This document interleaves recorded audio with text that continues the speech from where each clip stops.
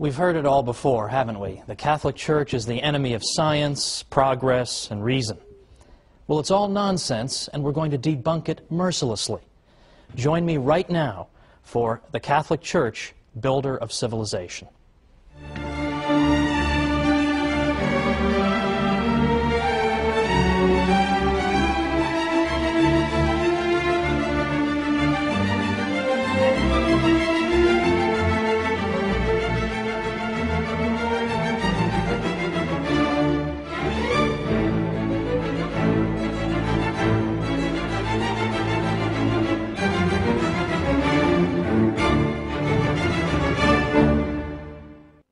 Welcome to the Catholic Church, Builder of Civilization.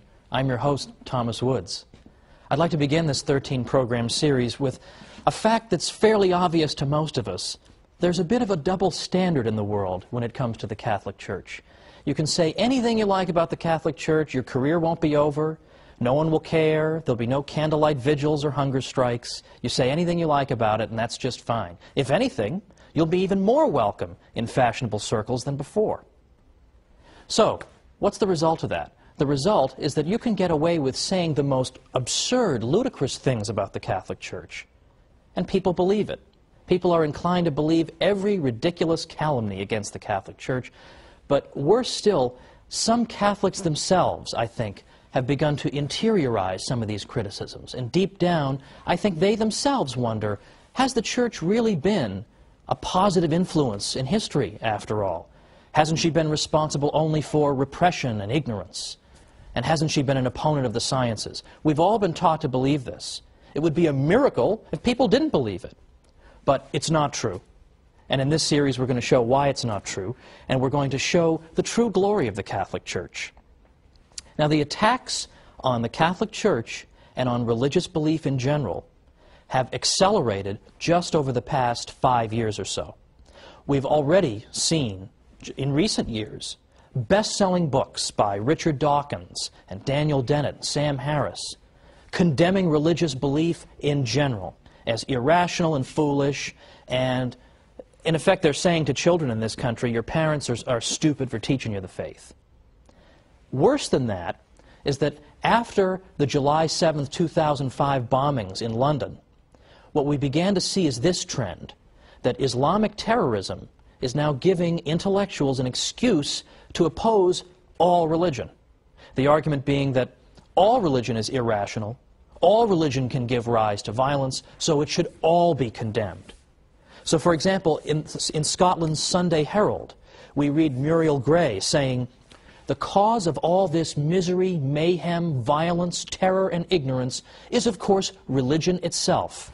And she called religion Dark Ages nonsense.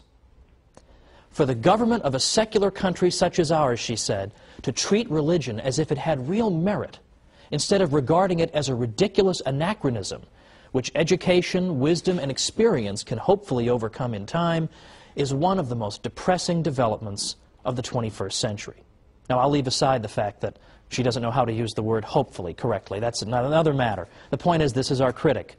Another critic, Polly Toynbee in the London Guardian, said, "It is now time to get serious about all religion and draw a firm line between the real world and the world of dreams." In the London Spectator, Matthew Paris said, "What unites an extremist mullah with a Catholic priest or evangelical Protestant minister is actually much more significant and interesting than what divides him from them." Well, these criticisms have become routine. Day in and day out we hear them. All religion is the enemy of progress. But the Catholic Church in particular is consistently viewed as the enemy of science and progress and knowledge. Consistently. Now, why is that? How did that happen? In part, it began 200 years ago or more in the so-called Enlightenment, which was a period in 18th century European history in which the intellectual classes became extraordinarily hostile to the Church. They disparaged the Middle Ages consistently. In fact, that's why they had the word Enlightenment. Because the idea was that before the Enlightenment, before the wonderful 18th century, all we had was misery and backwardness and ignorance fostered by the Catholic Church. But now, thankfully, we have secular intellectuals to bring us enlightenment. I sometimes think that the most depressing job on earth must be to be a history professor who teaches about the Middle Ages. It must be the most depressing job on earth. All day long, you lecture about the Middle Ages, and you say, the Middle Ages weren't so bad. In fact, a lot of great things happened in the Middle Ages. Catholic Church made a lot of great things possible. You lecture on this all day long. You write books and articles on it.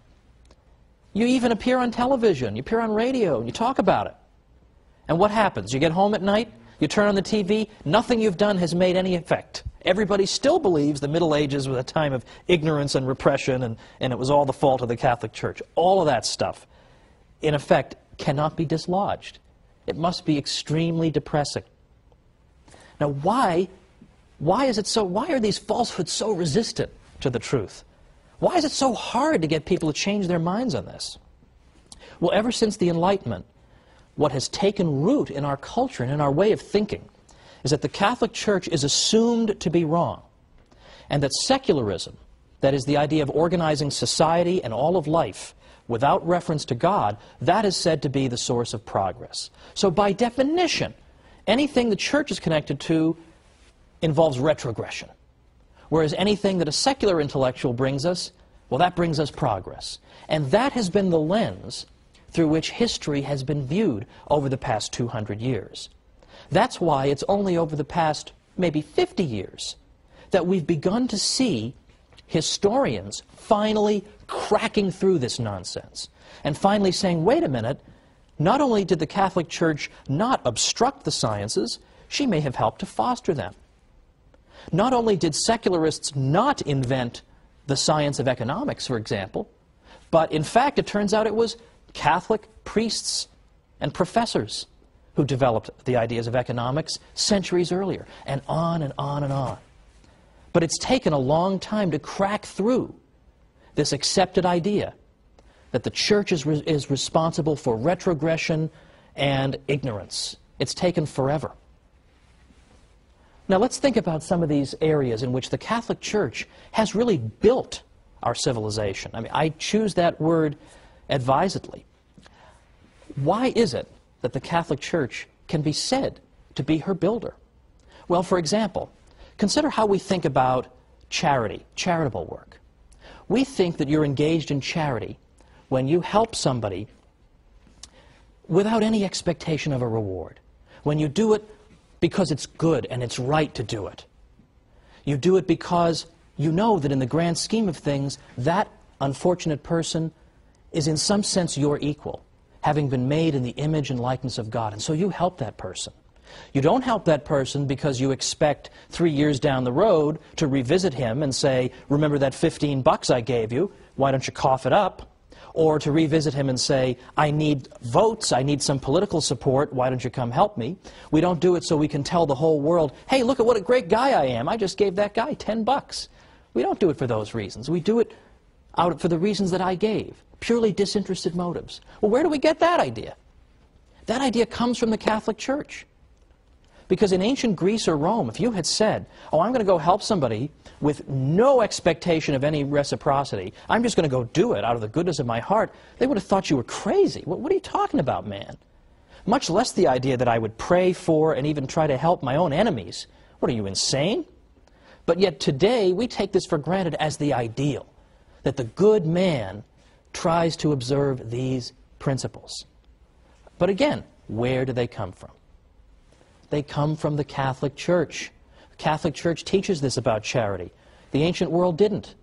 So here's an area in which things that we take for granted, this is the way we think, we take it for granted. Where does that come from?